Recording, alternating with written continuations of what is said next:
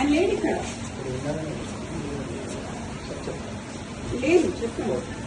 అంటే మరి ఏంటి ప్రాబ్లం ఏంటి? ప్రాబ్లం ఏంటి ఆయనకి? ఏంటి అడగండి సార్, ప్రాబ్లం ఏంటి మాట్లాడారు?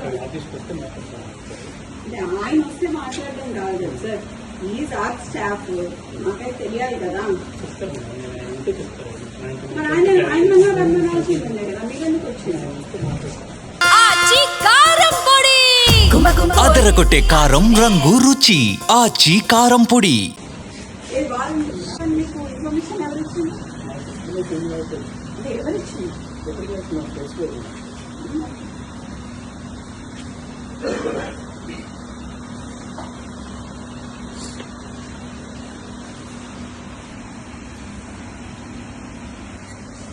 What is this drama?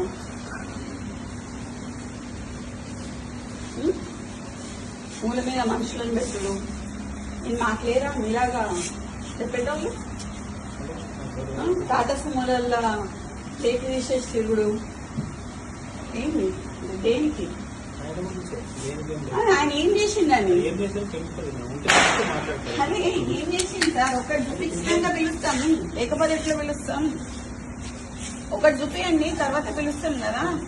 చూపించండి, చూపిస్తాం వీడియో. సో ఆర్ఎల్స్ నాకు ఆడియో అనిపించండి, ఒక వీడియో చూపించండి, ఏదైనా ఆయన మీద.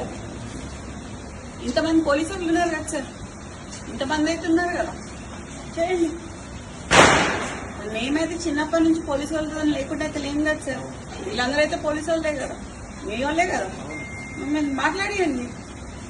మరి ఈడ పోలీసు వాళ్ళని పెట్టుకోండు, రాత్రి 2 గంటలకి వాని అపార్ట్మెంట్ పోలీసు వాళ్ళని పెట్టుడు, చేసింగ్లు చేసుడు, ఏంది?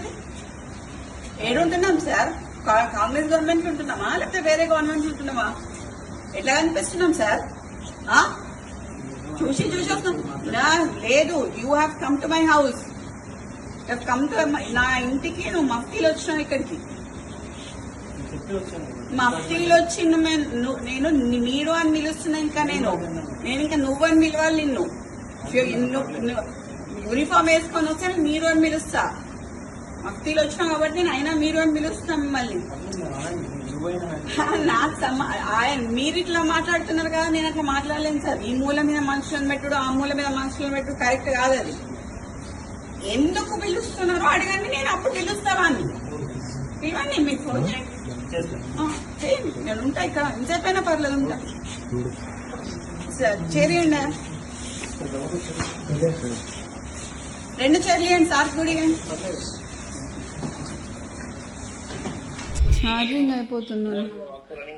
ఛార్జింగ్ అయిపోతుందండి.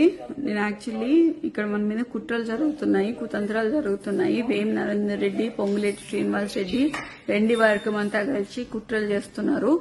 దీంట్లో కడియం శ్రీహరి భాగస్వాములు, అందరూ వరంగల్ వాళ్ళందరూ భాగస్వాములు అండి. బసవరాజ్ సారయ్య, గుండు సుధారాణి, వీళ్ళందరూ భాగస్వాములు. మీరు ఎటువంటి సంకోచం పెట్టుకోకండి, దయచేసి చెప్తున్నాను. కార్యకర్తలను కాపాడుకునే బాధ్యత కొండా దంపతులది, కొండా కుటుంబాన్ని.